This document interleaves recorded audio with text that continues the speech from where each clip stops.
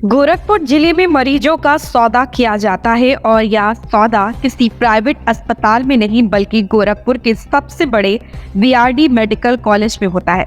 पूर्वांचल के अलग अलग जिलों के साथ साथ नेपाल और बिहार से आने वाले गंभीर मरीज जब बीआरडी मेडिकल कॉलेज पहुंचते हैं तो वहां पर उन मरीजों की बोली लगती है। गोरखपुर के कई प्राइवेट अस्पतालों के दलाल मेडिकल कॉलेज के वार्डों के अंदर घुसकर मरीजों को बरगलाते हैं और मेडिकल कॉलेज में अच्छा इलाज नहीं मिलने की बात कहकर उन्हें अपने प्राइवेट अस्पताल में ले जाकर भर्ती करते हैं। इसके बाद शुरू होता है मरीजों का आर्थिक रूप से शोषण।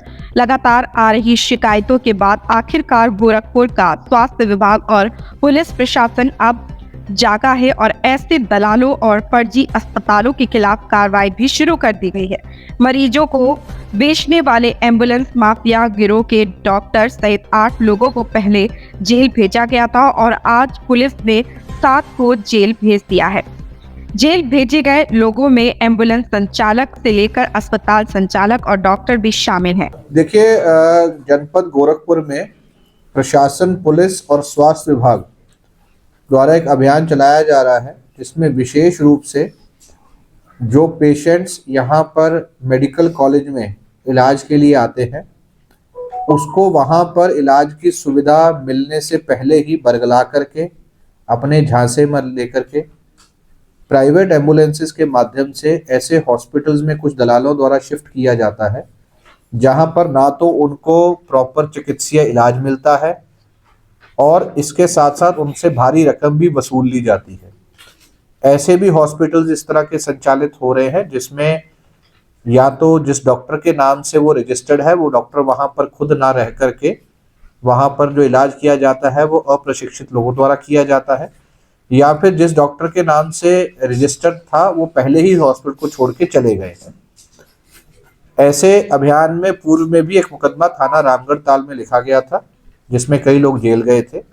इसी क्रम में 18 तारीख को सूचना के आधार पर जो सीएमओ है और उनकी टीम द्वारा थाना चिलवाताल क्षेत्र में यूनिवर्सल हॉस्पिटल के नाम से एक रेड किया गया।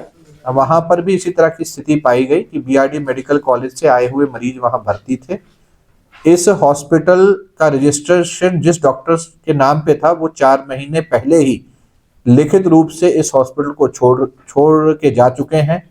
पुनः उसका रजिस्ट्रेशन ना तो रिन्यू हुआ है ना ही वहां पर किसी डॉक्टर की नियुक्ति हुई है, जिससे ये क्लियर है कि वहां पर चिकित्सा सुविधा देने के लिए कोई भी डॉक्टर अधिकृत नहीं था और वहां पर किसी भी गुणवत्ता पूर्वक इलाज नहीं हो रहा था, जिससे कि पेशेंट्स की जो स्वास्थ्य है और उनकी जान है उनको बड़ा खतरा हो रहा था। इस हॉस्पिटल को सीएमओ साहब द्वारा सील किया गया था।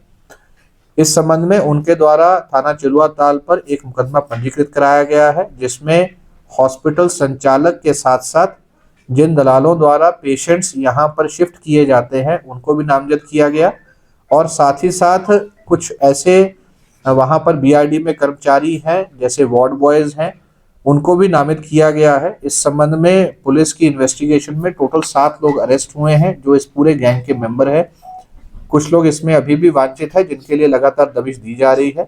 जो अरेस्ट हुए हैं उसमें हॉस्पिटल के संचालक, इसके अतिरिक्त जिन दलालों द्वारा ये मरीजों को शिफ्ट किया गया और इसके अतिरिक्त वहां पर जो वार्ड बॉय हैं जो कि दलालों के सहयोग में पेशेंट को वहां से बरगलाने और कहीं और भेजने के लिए अपना सहयोग देते हैं, उनकी भूमिका भी इसमें पाई गई थी। ये सभी लोग जो अरेस्ट हो रहे हैं इनको जेल भेजा जा रहा है। इनसे काफ़ी गहन पूछताछ हमारे अधिकारियों द्वारा की गई है और भी लोग जो इस चीज़ में इन्वॉल्व हैं उनके भी नाम सामने आए हैं।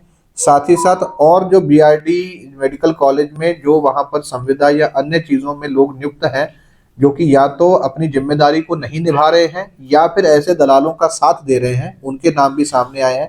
और इस तरह के कितने गैंग्स चल रहे हैं और जनपद में ऐसे कितने हॉस्पिटल हैं जो इसी पैटर्न पर काम कर रहे हैं, जिनके पास ना तो प्रशिक्षित स्टाफ है ना डॉक्टर्स हैं और जिनका रजिस्ट्रेशन भी प्रॉपर नहीं है। ये सारी जानकारी आई हैं।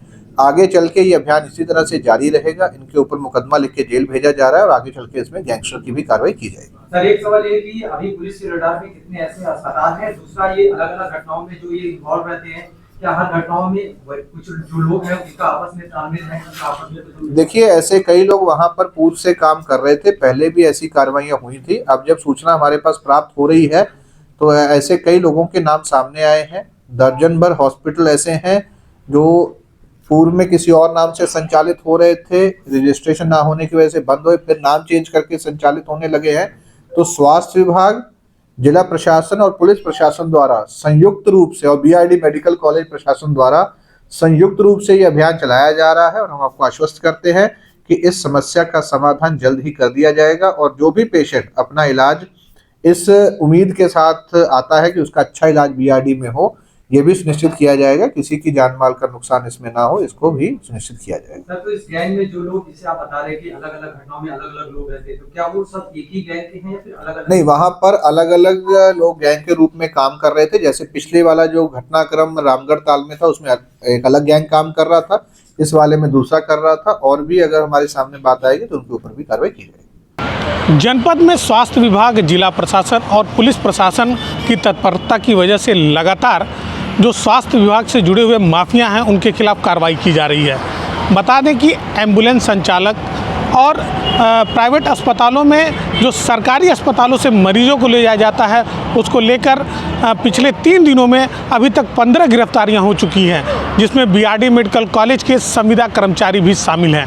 आपको बता दें कि अभी बुधवार की कार्रवाई में जो यूनिवर्सल हॉस्पिटल है मेडिकल कॉलेज के पास, वहाँ से हॉस्पिटल संचालक को भी जनपद पुलिस ने गिरफ्तार किया है।